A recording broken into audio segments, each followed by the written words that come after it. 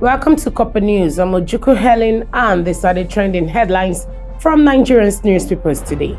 From top story, the suspected kidnappers of Mrs. Olaide Busayo Adegoke John Paul, the younger sister of former Nigerian Minister of Power Adebayo Adelabu, and her 12-year-old twin sons have been identified following a police rescue operation. Adegoke and her sons, Peter and Paul, were rescued alive on Saturday during an operation carried out by the Nigerian police. According to police sources, two suspected kidnappers were killed during a gun battle with operatives, while two firearms were recovered from the suspects.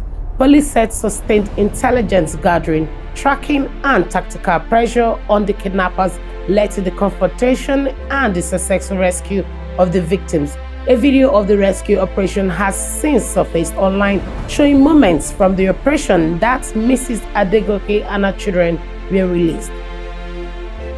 Meanwhile, troops of Operating Enduring Peace (OPEP) operating in Plateau State have successfully rescued a pastor and his wife from a kidnapper's den in Fagem village of Boku's local government area of Plateau State. In a statement issued on Sunday by the media information officer of the task force, Captain Polycarp Ote, the pastor and his wife, along with other victims, were abducted on Friday, June 5, 2026.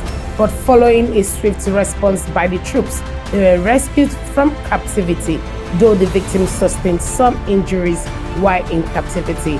Responding to an urgent distress call from Fagem village on June 5, 2026, troops swiftly mobilized and foiled an ongoing adoption attempt as the operational pressure forced the criminals to abandon their targets and flee into a nearby forest. The chase led troops to successfully rescue a pastor and his wife from the clutches of the kidnappers. And now, President Bola Tinubu has reaffirmed his administration's determination to defeat terrorism, banditry, and other forms of criminality, declaring that the federal government will never surrender to those threatening the nation's peace and security. The president made the pledge through the Secretary of the Government of the Federation, Senator George Akume, during the National Interdenominational Church service held at the National Christian Central in Abuja on Sunday as part of activities marking the 2026 Democracy Day celebration. Addressing worshippers on behalf of the president, Akume said the government remains committed to strengthening security operations across the country while working to secure the release of citizens held captive by criminal groups. He noted that recent attacks and kidnapping shows the need for sustained action by security agencies. Moving on, the Director of Politics at Arise News, Sumne Sambo, has said that Director-General of the World Trade Organization Ngozi Okonjo-Iweala is not willing to leave her current position to become a running mate to former Vice President Atiku Abubakar. According to him, although Okonjo-Iweala may be considered for the role, she is not prepared to abandon what he described as a lucrative position at the WTO, where she is currently serving a second term that runs into 2029. He further argued that it would be unlikely for her to leave a secured international appointment for a political context in Nigeria, especially one he said is still facing legal and political uncertainties. Furthermore, recently a viral video on social media showing officials of the Lagos State Ministry of Housing confronting a resident over solar panels installed on his home stirred anger among the residents of the state. In the video, officials from the Ministry Monitoring and Compliance Unit were seen asking the resident to obtain approval and pay a fee before proceeding with the installation. But in reaction, the state government has said that the permit and administrative fee for solar power installation apply only to residents of its social housing estates, not to private home owners or tenants across the state.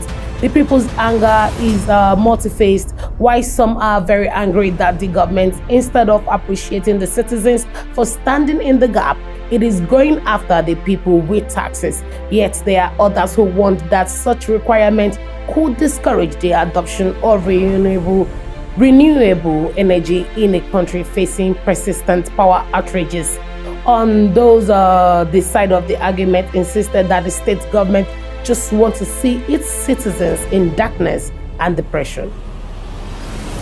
In conclusion, the Kano State Fire Service has recorded 56 fire incidents and 13 deaths across the state in the month of May 2026.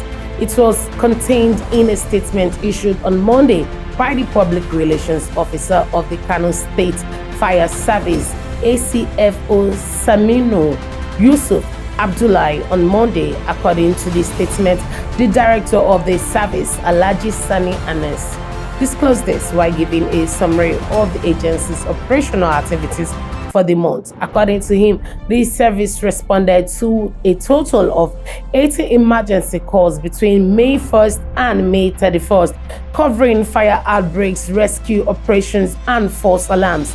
The director added that the 13 deaths recorded were from different incidents, including fire outbreaks, road accidents, and cases involving ponds and wells. Despite the losses, he noted that the service was able to save several lives during this period.